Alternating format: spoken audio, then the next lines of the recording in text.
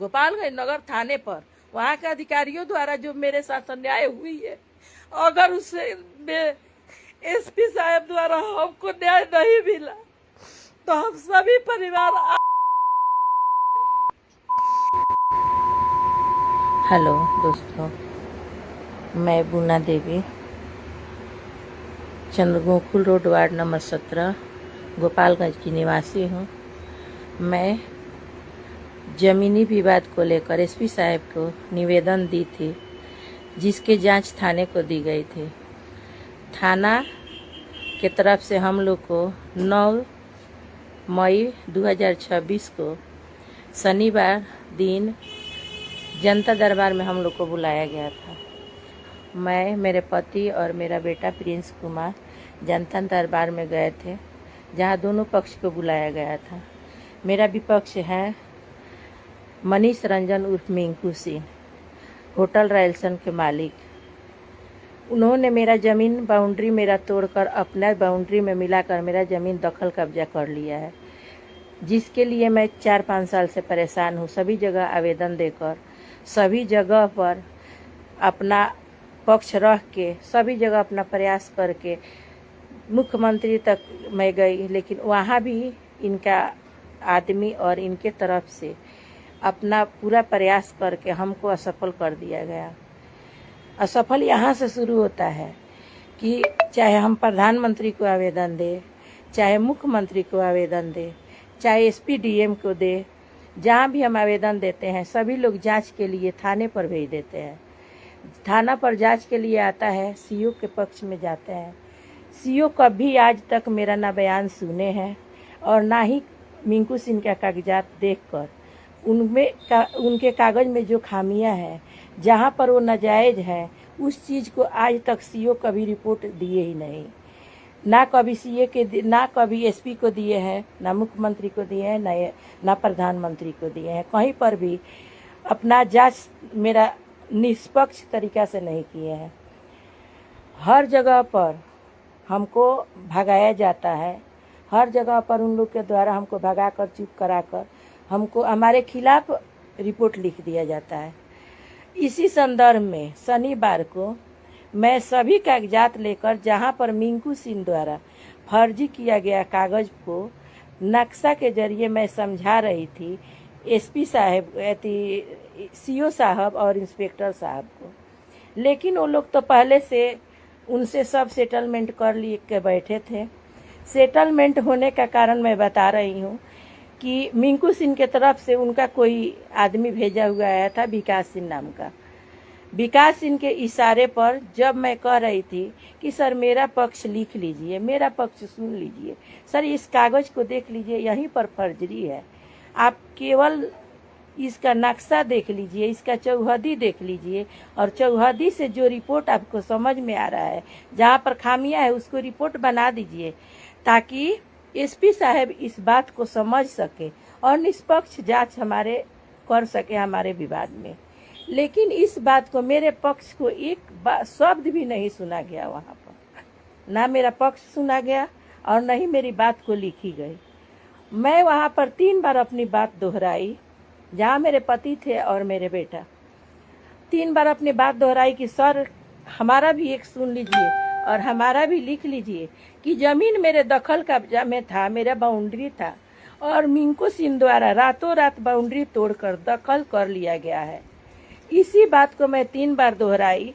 तीसरे बार दोहराने पर वो लोग हर बार हमको चुप करा रहे थे, इंस्पेक्टर और सीओ चुप करा रहे थे, चुप रहो तुम चुप रहो तुम, नहीं तो यहाँ से भगा दिया जाएगा। तीसरा बार जब ये बात, चौथा बार वो लोग बोले तो मेरा लड़का इस बात का विरोध किया।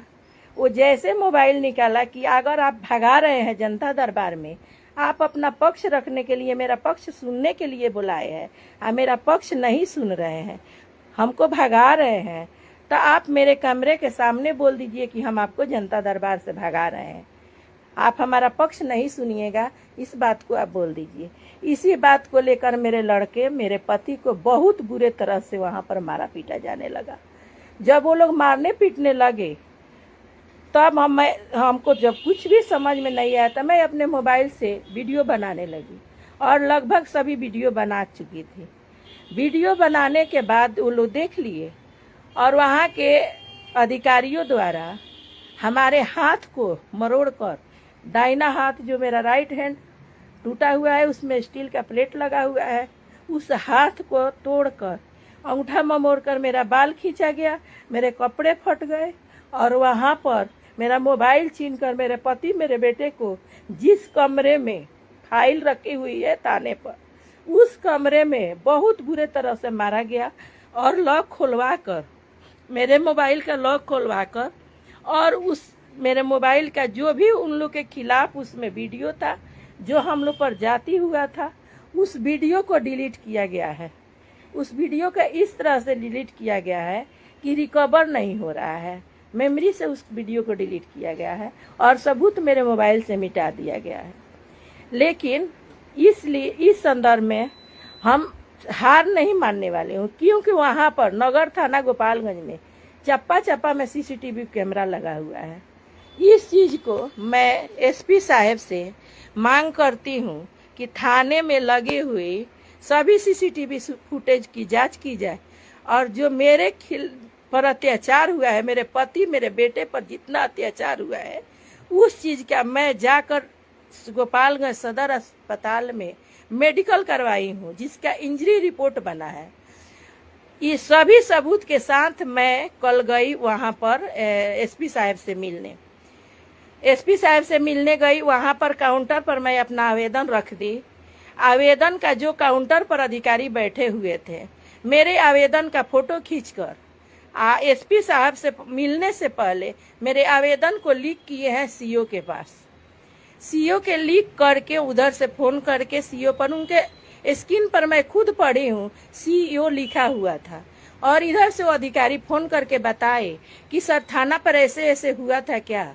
अब उधर से वो पता नहीं सीओ क्या बोले, इधर से वो जो अधिकारी बैठे हुए थे वो बोले कि अरे सर ये तो मेडिकल रिपोर्ट लगाई है इसमें।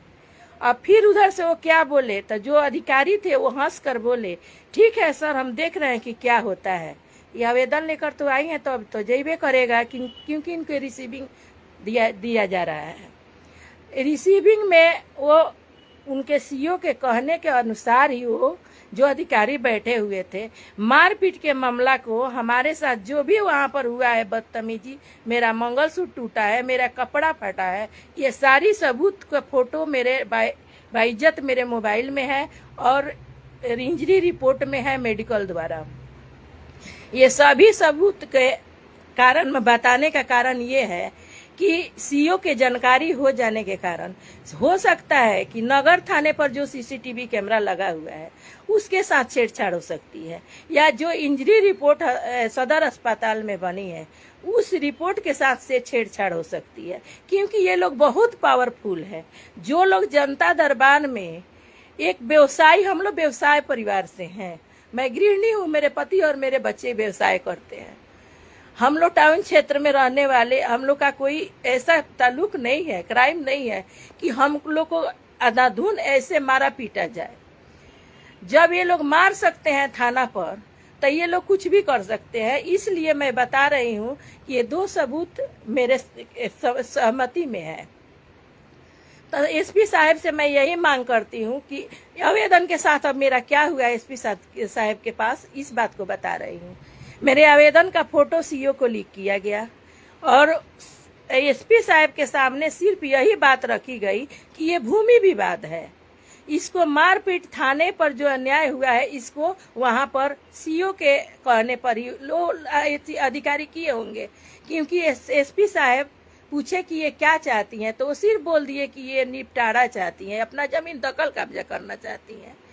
लेकिन हमको बोला नहीं दिया गया। वहां पर हम बोल रहे थे, हम केवल जय हिंद सर बोले और ये बोले कि सर हमारे साथ थाना पर मारपीट, इससे पहले हमको चुप कराकर अंदर से हमको उनके जो अधिकारी हैं निकाल दिया। एसपी साहब का भी उसमें गलती नहीं है, क्योंकि वहां पर 200 से अधिक लोग का भीड़ लगा हुआ है।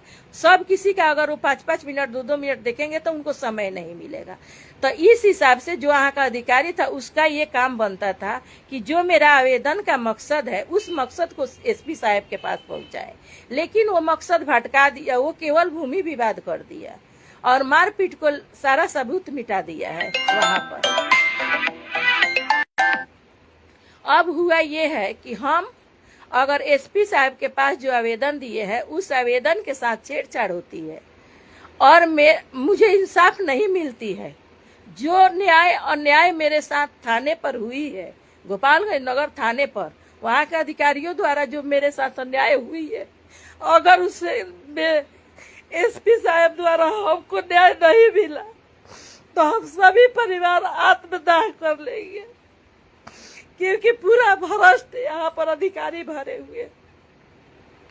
लेकिन मैं फिर भी एसपी साहब से आस लगाकर बैठी हूँ और उम्मीद करती हूँ, विश्वास करती हूँ कि एसपी साहब हमारे मामले का जांच खुद अपने हैंड में लेकर करेंगे और अपने संज्ञान लेकर हमको इंसाफ जरूर देंगे। एक और बात मैं कहना चाहती हूँ, मैं अपने पोस्ट से के माध्यम से अपने आईडी से सारे सबूत सभी जनता के सामने रखने वाली हूँ।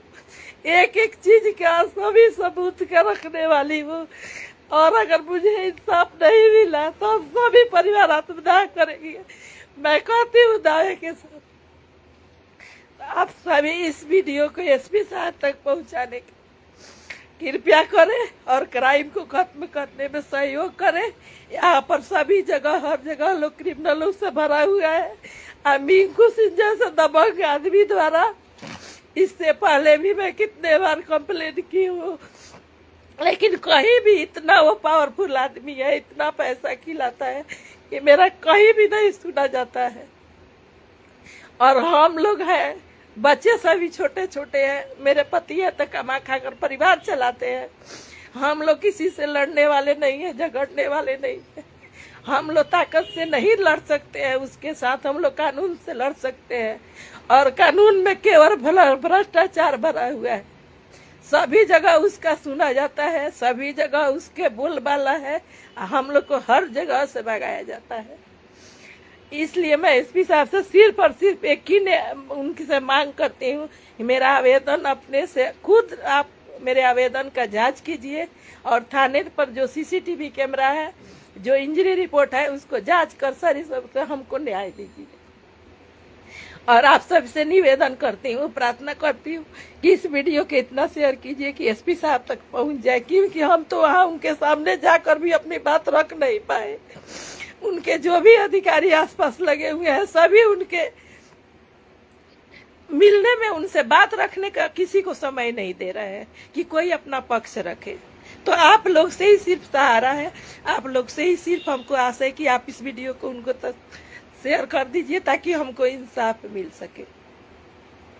इसके लिए आप लोग सभी का बहुत बहुत धन्यवाद, बहुत बहुत शुक्रिया।